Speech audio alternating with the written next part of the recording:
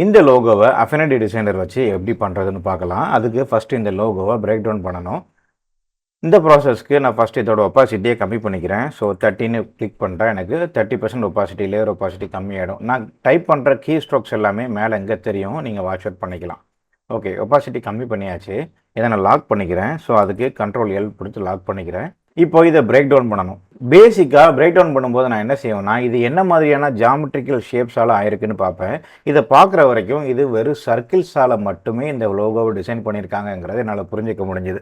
அதை நான் உங்களுக்கு எப்படின்னு காட்டுறேன் பாருங்கள். இப்போ சர்க்கிளை செலக்ட் பண்ணிவிட்டு ஃபஸ்ட்டு உள்ளே இருக்கக்கூடிய இந்த சர்க்கிளை நான் போடுறேன். போட்டாச்சு. இதோட ஃபில் எடுத்துகிட்டு ஸ்ட்ரோக்கை வந்து நான் வச்சுக்கிறேன். ஸ்ட்ரோக்கை வந்து ஒரு 1 பாயிண்ட் கிட்ட நான் வச்சுக்கிறேன். 1 பாயிண்ட் கூட இல்லை, 0.5 வச்சுக்கலாம். ஓகே, இங்கே ஸ்ட்ரோக் பேனலில் மேலே இந்த சைடு ஸ்ட்ரோக் பேனலில் நான் இங்கே வித்தில் வந்து நான் 0.5 வச்சுருக்கிறேன். சரிங்களா? ஓகே, இங்கே உள்ளோட சர்க்கிள் வச்சாச்சு. அதுக்கப்புறம் இது எல்லாமே சர்க்கிள் தான். இந்த லோகோவை நீங்கள் முழுசாக பார்க்கும்போது இது சர்க்கிளாக தெரியலனாலும் இது ஒவ்வொரு இண்டிவிஜுவல் பார்ட்டுமே ஒரு சர்க்கிள் தான். எப்படின்னு காட்டுறேன் பாருங்கள். இப்போ இந்த சர்க்கிள் போட்டுக்கிட்டேன். இதையே டூப்ளிகேட் செஞ்சு அல்ட்டு ப்ரெஸ் பண்ணி டூப்ளிகேட் செஞ்சு ரீசைஸ் பண்ணி நான் இந்த இதோட சென்டரில் வச்சு இதுக்கான ஒரு அப்ராக்சிமேட் ஷேப்பில் வச்சுக்கிறேன். ஸோ இது ஒரு சர்க்கிள் ஆகிடுச்சு. அதே போல் இது ஒரு சர்க்கிள் ஆகிடுச்சு. கிளிக் அண்ட் ட்ராக் பண்ணி டூப்ளிகேட் பண்ணியிருந்தேன் இந்த ரெண்டையும். மறுபடியும் இது ஒரு சர்க்கிள். இதையும் அல்ட்டு ஷிஃப்ட்டு கண்ட்ரோலை கிளிக் பண்ணி அதை சென்டரில் வச்சு ரீசைஸ் பண்ணிக்கிட்டேன். நெக்ஸ்ட்டு இது ஒரு சர்க்கிள். இதை கொஞ்சம் பெருசாக்கிக்கிறேன். இது ஒரு சர்க்கிள். ஓகே, அப்புறம் இது ஒரு சர்க்கிள். ஓகே, இப்போ இது எல்லாம் சர்க்கிள். இப்போ உங்களுக்கு புரியுதா இது ஏன் என்ன வெறும் சர்க்கிள்னு சொல்லி சொன்னேன்னு? இப்போ இது எப்படி பண்ணது அப்படின்னு சொல்லி பார்த்தீங்கன்னா, இதுவுமே சர்க்கிள்ஸ். அது நடுவில் இருக்கக்கூடிய இந்த ஆர்க்ஸுமே சர்க்கிள் தான். அதை காட்டுறேன். இப்போது இந்த பெரிய சர்க்கிளில் கிளிக் ட்ராக் பண்ணி டூப்ளிகேட் பண்ணிவிட்டு இங்கே வச்சுட்டு இந்த ட்ரான்ஸ்ஃபார்ம் பேனலில் இங்கே ஆங்கரை வச்சுட்டு வித்து ஹைட்டு லாக் பண்ணி நான் வந்து ரீசைஸ் பண்ணுறேன். ரீசைஸ் பண்ணிவிட்டால் எனக்கு இப்படி கிடைக்கும். இப்போது இதோட அவுட்டரில் வச்சுட்டு நான் பெருசு பண்ணுறேன். இப்போது இந்த ஆர்க்கை கவர் பண்ணுற மாதிரி எனக்கு ஒரு சர்க்கிள் கிடச்சிருச்சு. இப்போ இதுவே கண்ட்ரோல்-C கண்ட்ரோல்-V கொடுத்து சென்டரில் வச்சுட்டு நான் இப்போ ரீசைஸ் பண்ணுறேன். எனக்கு உள்ளோடைய இந்த ஆர்க் கிடச்சிருச்சு. ஸோ அதே போல் இந்த ரெண்டையும் எடுத்து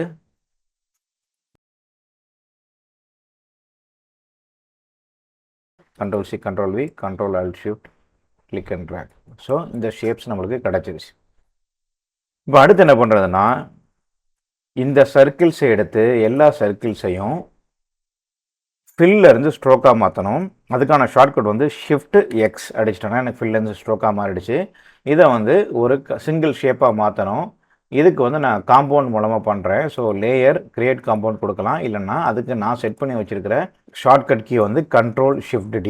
இந்த ஷார்ட்கட்ஸை நீங்களும் கொடுத்துக்கலாம். அதுக்கு நீங்கள் என்ன செய்யணும்னா, எடிட்டில் போயிட்டு செட்டிங்ஸில் போயிட்டு இங்கே ஷார்ட்கட்ஸில் ஃபைல் இல்லாமல் லேயரில் போயிட்டு கிரியேட் அப்படின்னு இருக்கும். இங்கே இது வரைக்கும் பார்த்தீங்களா, கிரியேட் காம்பவுண்ட். இதில் நீங்கள் எந்த ஷார்ட்கட் வேணுமோ அந்த ஷார்ட்கட் கொடுத்துட்டாலே போதும். கொடுத்துட்டு க்ளோஸ் பண்ணிக்கலாம்.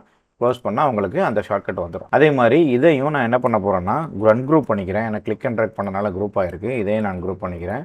ஸோ இதை வந்து நான் என்ன செய்கிறேன், இந்த ரெண்டையும் செலக்ட் பண்ணி இதை ஸ்ட்ரோக்லேருந்து ஃபில் மாற்றிக்கிறேன். இதோட ஒப்பாசிட்டி கம்மி பண்ணிக்கிறேன். கம்மி பண்ணிவிட்டு இதை நான் இந்த சின்ன சர்க்கிளை மேலே கொண்டு வந்துட்டு சப்ட்ராக்ட் பண்ணுறேன். எனக்கு இந்த ஆர்க் மட்டும் கிடச்சிருது. இதுக்கும் அதே மாதிரி தான் shift x 30%. Okay, shift X 30%. 30% தான் கொடுக்கணும்னு இல்லை, நான் என் வசதிக்கு 30% கொடுத்துக்கிட்டேன், அவ்வளோதான். ஓகே, இப்போ நம்மளுக்கு இந்த ஷேப்ஸ் கிடச்சிருச்சு. இப்போ இந்த ஷேப்பை செலக்ட் பண்ணி இந்த காம்பவுண்டுக்கு எடுத்துகிட்டு ஷேப் பில்டர் டூல் இதோ இருக்குது. இல்லைனா ஷார்ட்கட் எஸ். ஸோ எஸ்ஸை கிளிக் பண்ணிவிட்டு அல்ட்டை ப்ரெஸ் பண்ணிவிட்டு நீங்கள் இதுக்கு மேலே கொண்டு வந்தீங்கன்னா இந்த அவுட்டர் லேயர் மட்டும்தான் நமக்கு வராமல் போகணும். ஆனால் இப்போ நம்ம வச்சா இந்த சைடு ரெட்டாக இருக்குது. ரெட்டாக இருக்கிற ஏரியாலாம் கட் ஆகும். ஸோ இதை இன்னும் கொஞ்சம் நம்ம அட்ஜஸ்ட் பண்ணணும். ஸோ மூவ் டூல் கிளிக் பண்ணிவிட்டு இல்லைனா ஷார்ட்கட் V. ஓகே, உள்ளே போயிட்டு இதை நீங்கள் கண்ட்ரோல்-Y அடிச்சிங்கன்னா அந்த அவுட்லைன் மோடுக்கு போயிடும். அவுட்லைனில் பார்த்தீங்கன்னா இது இங்கே கட்டாகவே இல்லை. அதனால தான் நமக்கு இந்த ஃபுல்லுமே நம்மளுக்கு ரெட்டில் காட்டுது.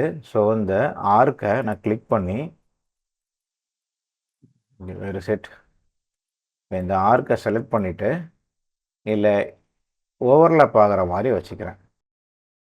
ஓவர்லாப் ஆனால் தான் அது வந்து ஷேப் பில்டர் மூலமாக கட் பண்ண முடியும். இப்போ ஓவர்லாப் ஆகிடுச்சு. இப்போ இந்த ரெண்டையும் செலக்ட் பண்ணிவிட்டு ஷேப் பில்டர் டூல் எஸ்ஸுக்கு போயிட்டு இப்போ அல்ட் வச்சேன்னா இந்த ஏரியா மட்டும் ரெட் கலரில் ஆகுது. ஸோ இப்போ நான் இதை கிளிக் பண்ணேன்னா அது மட்டும் டெலீட் ஆகிடுச்சு. உள்ளே இருக்கக்கூடிய இந்த ஆர்க் நம்மளுக்கு கிடைச்சிடும். இதே தான் இங்கேயும் செய்ய போகிறோம்.